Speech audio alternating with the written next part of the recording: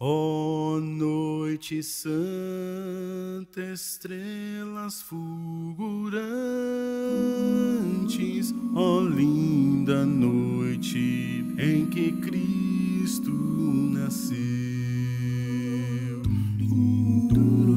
Estava o mundo pecador errante, até que Cristo na terra apareceu. As almas vivem nova esperança em clara aurora. A nova luz se ergueu.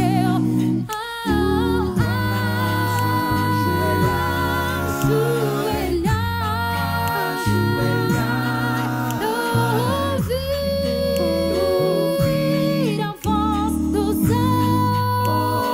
anjos. Natal, Natal, nasceu o vosso rei.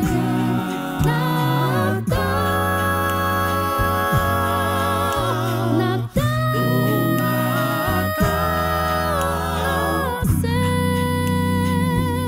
o Redentor.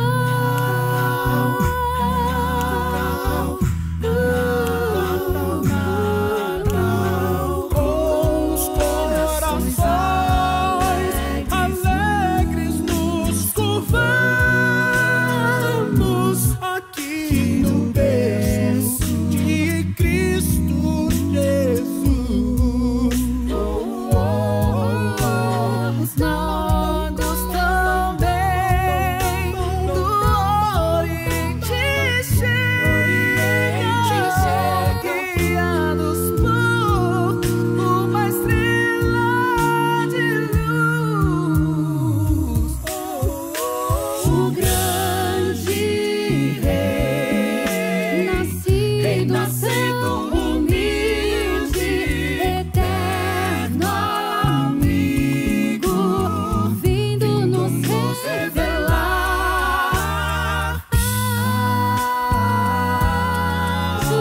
Ajoelhar, ouvir a voz dos anjos.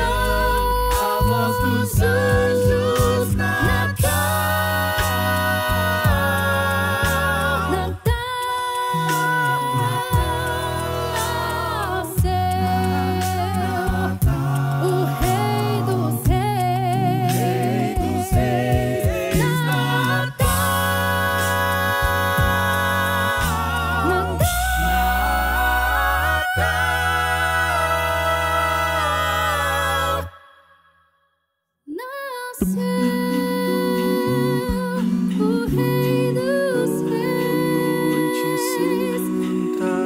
Reis. Nasceu o Rei dos Reis. Nasceu o Rei.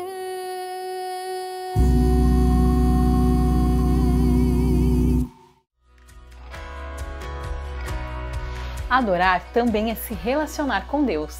E neste momento especial, a nossa casa pode ser a melhor igreja à disposição do Senhor. Se podemos cantar, orar e estudar a palavra de Deus, também podemos dedicar a nossa fidelidade a Ele através de nossos recursos. Por isso, para você que já é doador e está se perguntando como fazer isso remotamente, eu quero te lembrar do aplicativo 7Me. Este app é super intuitivo, descomplicado e amigável. Por isso você pode continuar apoiando a sua igreja com total segurança dos seus dados. Baixe o app na Play Store ou Google Play, clique em dizimar e ofertar, preencha com seus dados e o resto é bem simples. E então, é só continuar com seu projeto pessoal de fidelidade com Deus. Bom dia, bom sábado a todos que estão nos assistindo pela internet e aqueles que estão aqui na igreja também. Antes de nós começarmos o estudo da palavra, eu gostaria de fazer uma oração com você que está em casa, com vocês que estão aqui. Fechemos os olhos então e oremos. Pai amado, Pai querido, que seu Santo Espírito, assim como esteve conosco durante este culto, esteja conosco nos revelando a tua vontade através da tua palavra. Que nós possamos ouvir o teu chamar, que nós possamos ouvir aquilo que necessitamos mudar e que nós possamos ser fiéis a ti, Pai. Que seu Santo Espírito esteja conosco, então agora pedimos tudo isso, perdoamos os pecados também, em nome de Jesus, amém. No sermão de hoje, eu gostaria de estudar com vocês um texto da Bíblia que é muito conhecido. Ele se encontra no Evangelho de João. O Evangelho de João ele foi escrito num período em que a igreja estava passando por uma dificuldade. Alguns começaram a divulgar que Cristo não era de fato Deus, ou que a sua divindade estava começando a colocar em xeque. Com isso, então, o evangelista João, o apóstolo, ele escreve o seu evangelho com o objetivo de mostrar a divindade de Cristo e de mostrar que Cristo de fato era Deus e ele era o Messias. Com isso, então, o evangelho de João ele é um dos que contém menos milagres, mas ele contém 7 sinais a respeito da divindade de Cristo e tudo o que João relata no seu evangelho é para mostrar a divindade de Cristo e o amor que ele tem para comigo e para com você. Quando eu estava na África, eu fui voluntário na Zâmbia, uma vez um menino me perguntou: por que é tão difícil entrar no céu? Eu acredito que, assim como eu, assim como aquele menino, você também, com certeza, já fez essa pergunta. Por que é tão difícil? A partir dessa pergunta, é lógico que ela não tem uma resposta simples, mas ela pode ter diversas respostas e uma resposta muito complexa. Mas, na busca de responder essa pergunta, eu acredito que o texto que se encontra em João capítulo 3, ele pode nos dar uma direção, um norte. Em João capítulo 3, nós vamos ter um diálogo entre Nicodemos e Jesus. Nós vamos ver então que Nicodemos era alguém especial naquela sociedade. Nicodemos ele era um príncipe, Nicodemos era um fariseu, ele era alguém de destaque. Muitos acreditam que Nicodemos pertencia ao Sinédrio. O Sinédrio, naquele período, era um meio político que era dentro de Israel, que somente, obviamente, os israelitas estavam dentro do Sinédrio. E o Sinédrio, eles julgavam, eles colocavam as leis em ordem, eles colocavam as leis na prática. Tanto é que quando nós vamos ver em alguns momentos, é o Sinédrio quem permite que as pessoas sejam apedrejadas, às vezes, como nós temos no relato de Maria. Aquilo era permitido pelo Sinédrio, era uma acusação e era uma pena. Jesus foi julgado também pelo Sinédrio. O Sinédrio ele também fazia o diálogo com o Império Romano, que era o império que estava sob domínio, né? Estava dominando ali a região da Judéia. E o Sinédrio, tanto é que nós temos Paulo falando, não, vocês não vão me julgar. Quem vai me julgar é o Império Romano porque eu sou cidadão romano. Então o Sinédrio ele também tinha o seu poder limitado. Ele não poderia, por exemplo, colocar alguém sobre pena de morte. Pena de morte era o Império Romano, mas eles poderiam condenar e então, como no caso de Jesus, o Império Romano decidia de fato. Mas Nicodemos, então, é essa pessoa especial. E Nicodemos ele vai de encontro a Jesus e eu gostaria de ler com você, então, João capítulo 3, no versículo 1, e diz assim: havia um fariseu chamado Nicodemos, líder religioso entre os judeus. Certa noite veio falar com Jesus e disse: Rabi, todos nós sabemos que Deus enviou o Senhor para nos ensinar. Seus sinais são prova de que Deus está com o Senhor. É interessante porque logo no início do diálogo, Nicodemos já assume uma autoridade e já coloca essa autoridade em Jesus. Eu sei que o Senhor é enviado por Deus, eu sei que o Senhor só pode fazer as coisas que fazes porque é enviado, porque está com Deus. Só que Nicodemos em nenhum momento aqui, ele de fato coloca ainda autoridade e ainda coloca a sua vida à disposição de Cristo. Ele apenas faz uma afirmação. O Senhor, os seus sinais, tudo que tu fazes, só pode ser feito se de fato está com Deus e se de fato é enviado por Deus. Nicodemos, então, ele continua fazendo essa afirmação, mas Cristo não vai, na verdade, no versículo 3, Cristo não vai falar sobre o que Nicodemos falou. Isso que é interessante. Nicodemos ele inicia o diálogo por um lado, mas Cristo vai colocar o diálogo em outro. E Cristo diz: Jesus respondeu: eu lhe digo a verdade. quem não nascer de novo não verá o reino de Deus.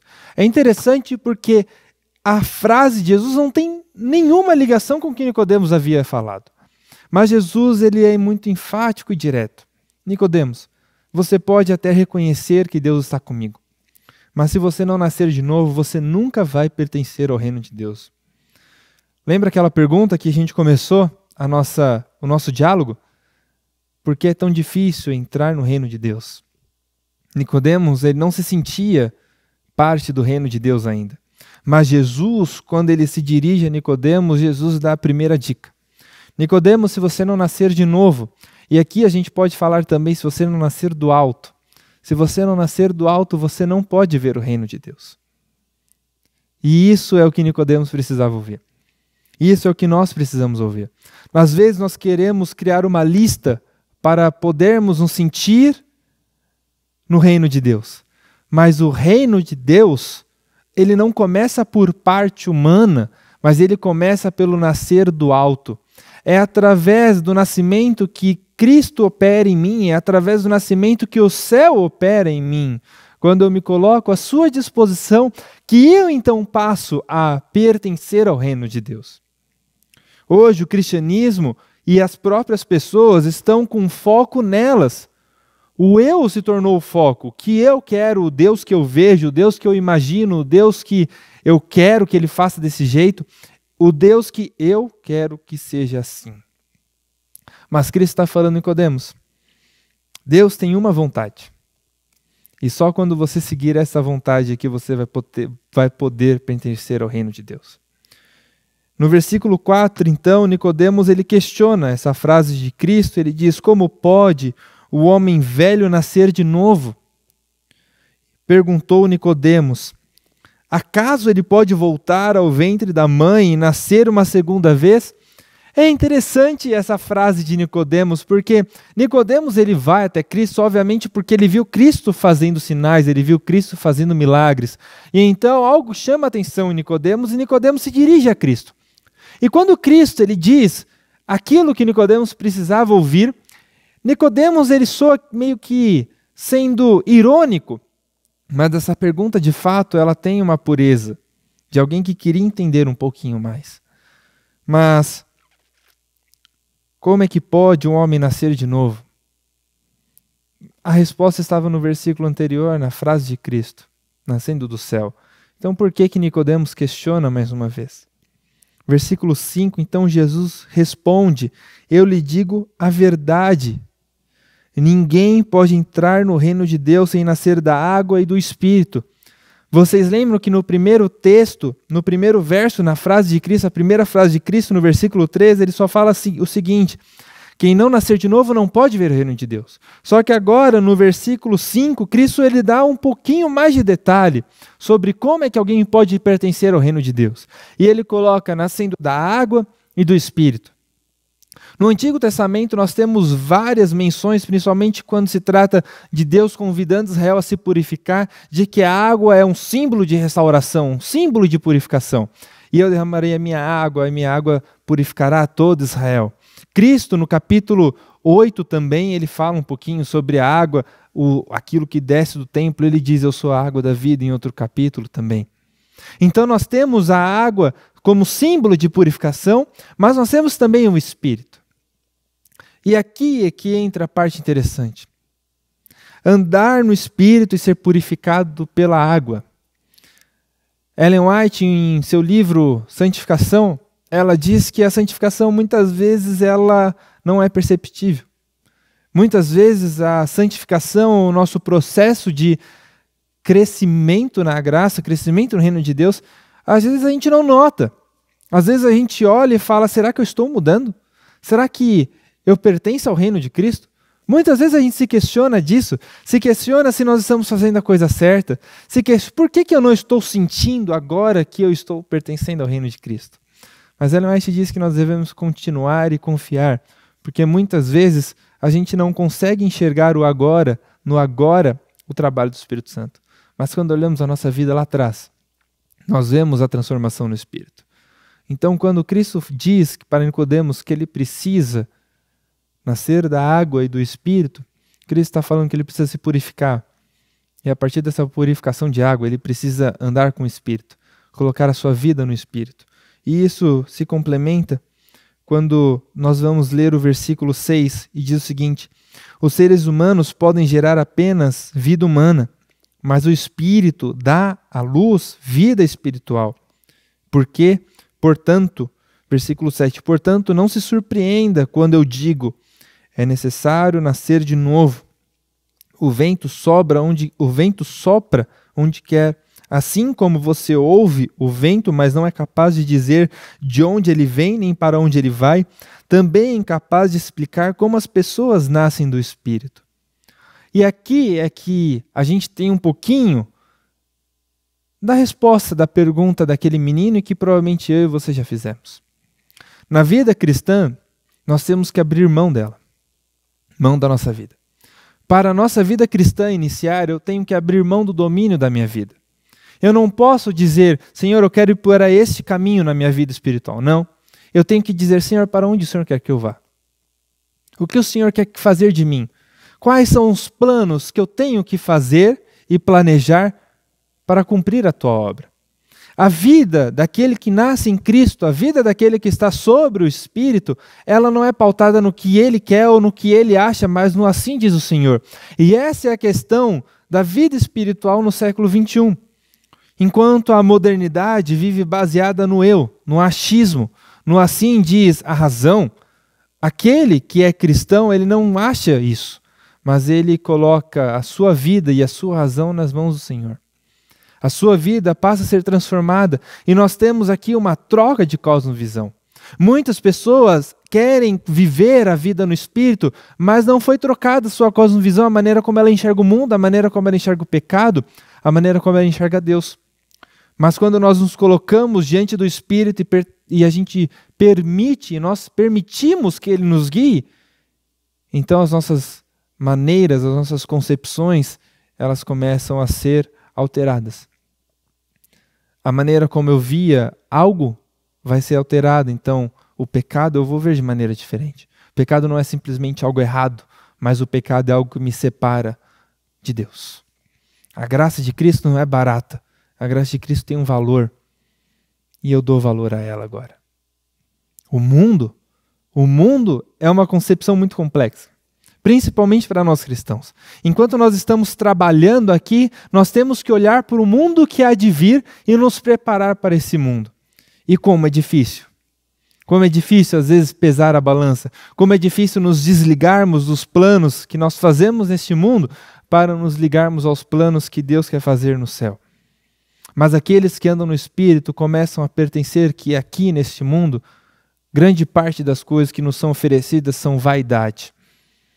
Nós não precisamos, nós estamos nos enchendo muitas vezes de vazio, de coisas que vão embora, como Cristo diz, coisas que vão embora, coisas que vão se enferrujar, coisas que quando a gente abrir a mão de bater um vento, elas vão embora.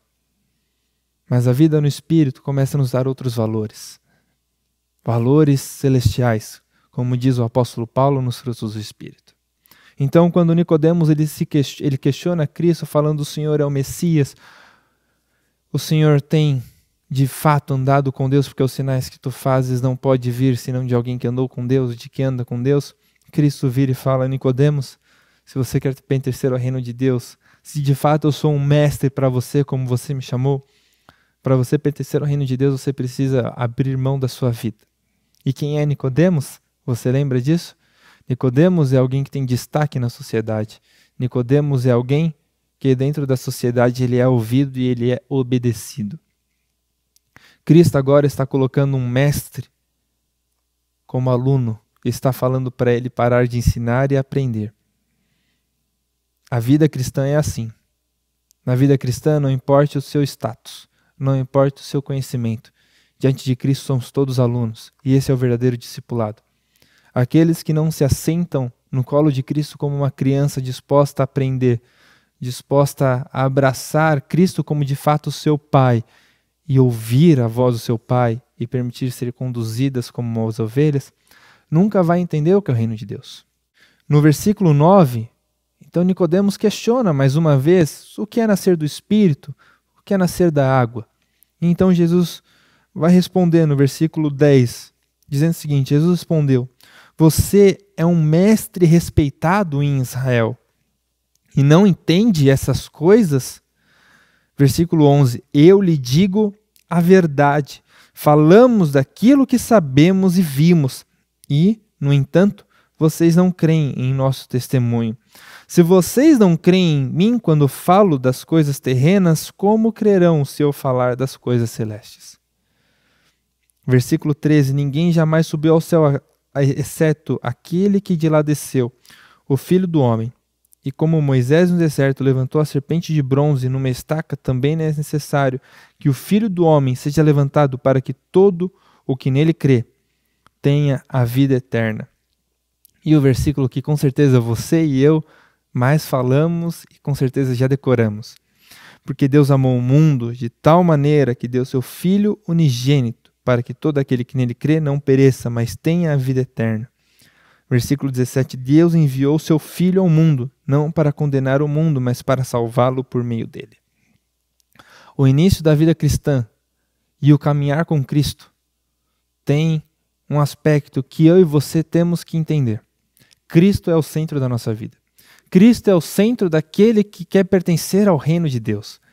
Cristo é quem habita no centro do seu e do meu coração. É Ele quem nos conduz. E é o Santo Espírito Santo quem conduz também a nossa vida. É sobre Ele que a nossa vida, é nele que a nossa vida vai ser transformada. É nele que a nossa cosmovisão vai ser alterada. E é nele que nós vamos começar a entender o que são bênçãos. Mas para isso, você tem que contemplar Cristo Jesus na cruz e aceitar Ele como seu Salvador. Se você não aceita Jesus como seu Salvador, como seu Redentor, é impossível você entender das coisas terrenas, das coisas celestes. Aqueles que não se iniciam em Cristo Jesus como crianças, aqueles que não se colocam como alunos, porque isso de fato é um discípulo. Discípulo é aquele que anda com seu mestre disposto a aprender e crescer nos seus ensinos. Aquele que é discípulo de Cristo sabe que nunca vai poder ultrapassar o seu mestre. Sabe que sempre vai estar debaixo do seu mestre e sabe também que sempre tem que servir aquele que está ao seu lado, independente de quem for. Quando Nicodemos perguntou ou questionou Cristo o que era nascer de novo, o que Cristo estava dizendo, Cristo diz: aquele que não crê no Filho do Homem, aquele que não crê que eu sou o Messias, não pode ver o reino de Deus. A divindade de Cristo é o centro da minha e da sua vida. A divindade de Cristo, o sacrifício que Ele fez e a ressurreição que Ele fez, isso tem que ser o centro.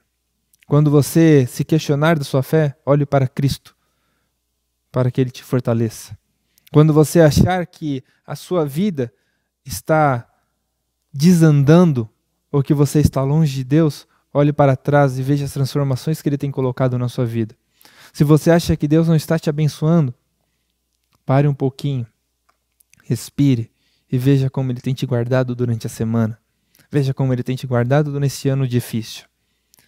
Mas às vezes nós precisamos parar, esperar e nos colocarmos à disposição de Cristo, para que Ele seja o centro. Enquanto Ele não for o centro da minha e da sua vida, nós nunca vamos entender de fato o que é o reino de Deus.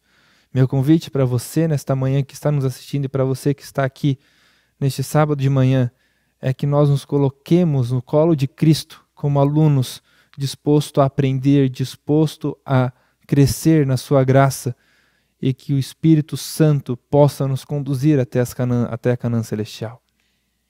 Que o foco da minha e da sua vida não seja nós, ou eu, ou o que eu quero, mas que seja, assim diz o Senhor, o que o Senhor quer de mim, da minha vida. Vamos fazer uma oração para nos colocarmos diante de Cristo e que Ele nos molde de acordo com a Tua vontade. Querido bom Pai e Deus, nesta manhã nós ouvimos e lemos sobre os Teus ensinamentos. Lemos que aquele que não abrir mão do seu ego, aquele que não abrir mão daquilo que acha certo e aquele que não se colocar à disposição de Ti não pode ver o reino de Deus. Então, Pai, que o Senhor quebre o nosso coração, que o Senhor mude a nossa mente para que nós possamos nos colocar à disposição da Tua vontade. Que o Senhor possa nos moldar de acordo com o teu querer. E que assim, Pai, o Senhor nos guie durante a nossa caminhada neste mundo. Que o Senhor nos fortaleça, que o Senhor esteja conosco, perdoe os nossos pecados. Tudo isso pedimos e agradecemos em nome de Jesus. Amém.